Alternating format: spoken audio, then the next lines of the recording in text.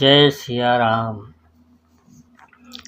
मित्रों, आज हम एक अद्भुत जानकारी जो हर धर्म प्रेमी के लिए आवश्यक है उसे सुनने एवं समझने की कोशिश करते हैं।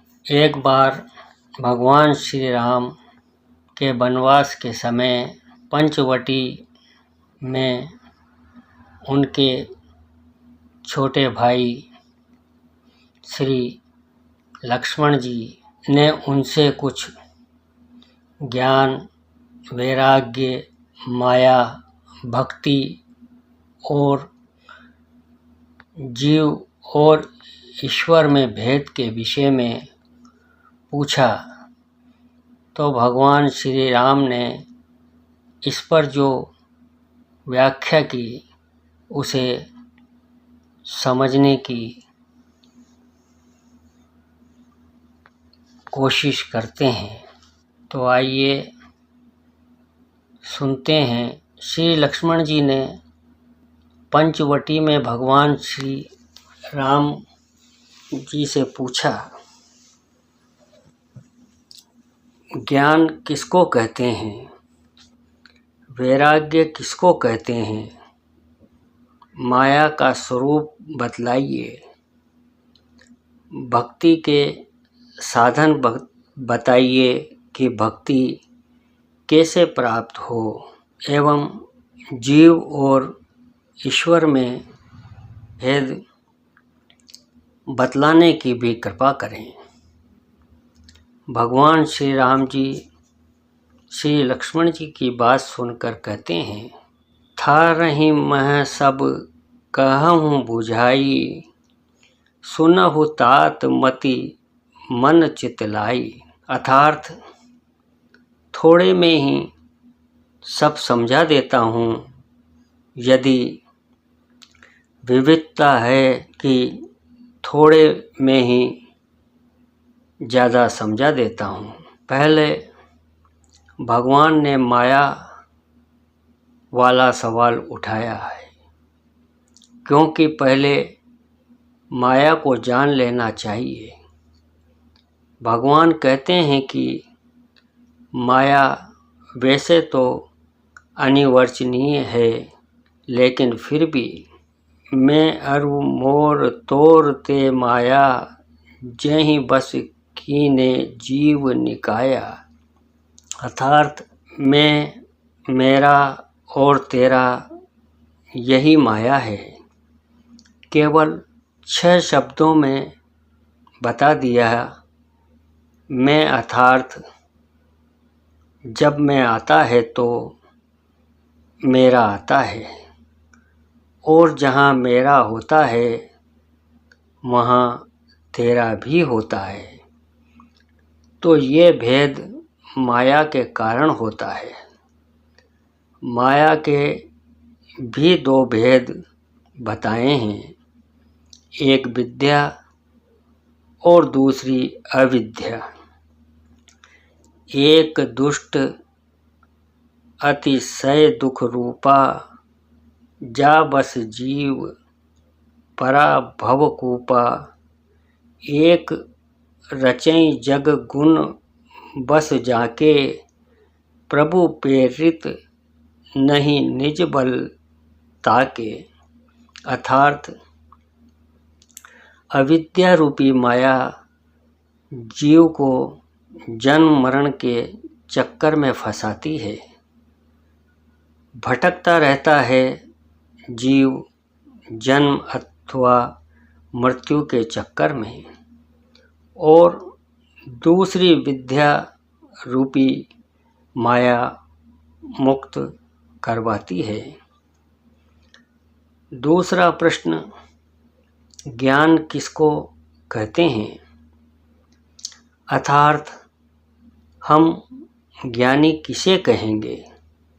जो बहुत प्रकांड पंडित हो, शास्त्रों को जानता हो, बड़ा ही अच्छा प्रवचन कर सकता हो, दृष्टांत के साथ सिद्धांत को समझाए, संस्कृत तथा अन्य बहुत सी भाषाओं का जिसे ज्ञान हो वही ज्ञानी है।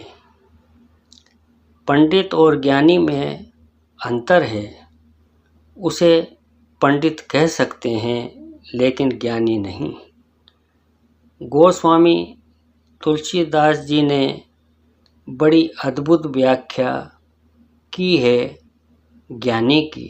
ज्ञान मान जह एकौ नाही, देख ब्रह्म समान सब माही।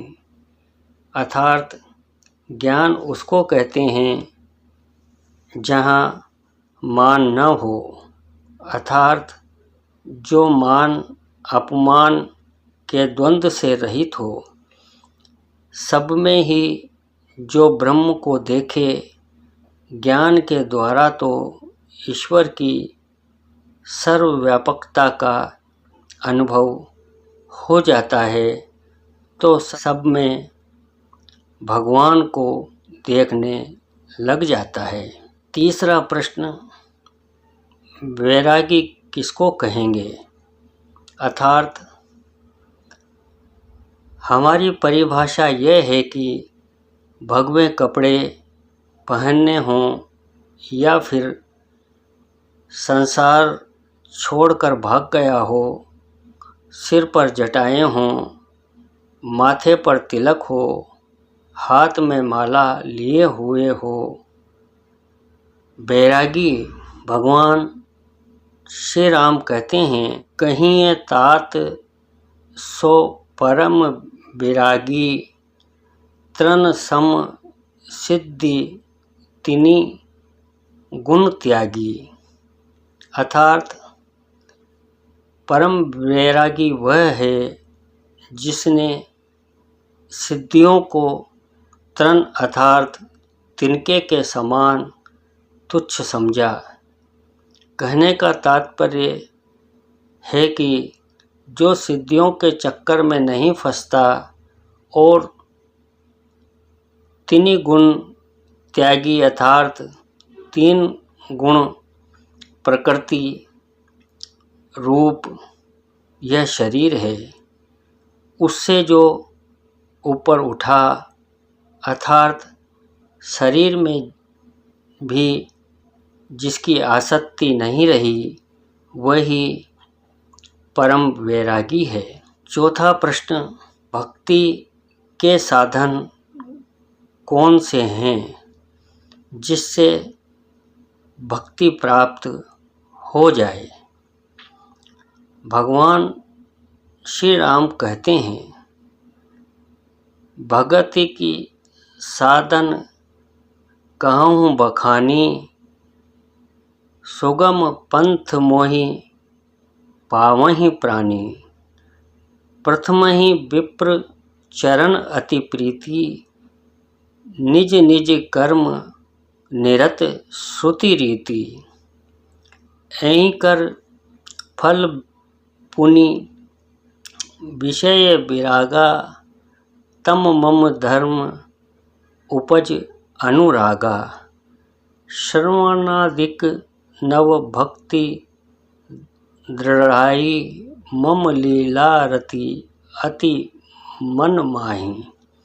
अर्थात भक्ति के साधन बता रहा हूँ जिससे प्राणी मुझे बड़ी सरलता से पा लेता है। सबसे पहले विप्रों के चरण विप्रें। विप्र का अर्थ है जिसका जीवन विवेक प्रदान हो, ऐसे विप्रों के चरण विप्रें।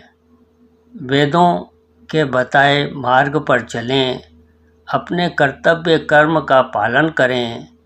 इससे विषयों में वैराग्य होगा तथा वैराग्य उत्पन्न होने पर भगवान के यानी भागवत धर्म में प्रेम होगा। तब श्रवणादिक 9 प्रकार की भक्तियाँ आ जाएगी और भगवान की लीलाओं में प्रेम हो जाएगा।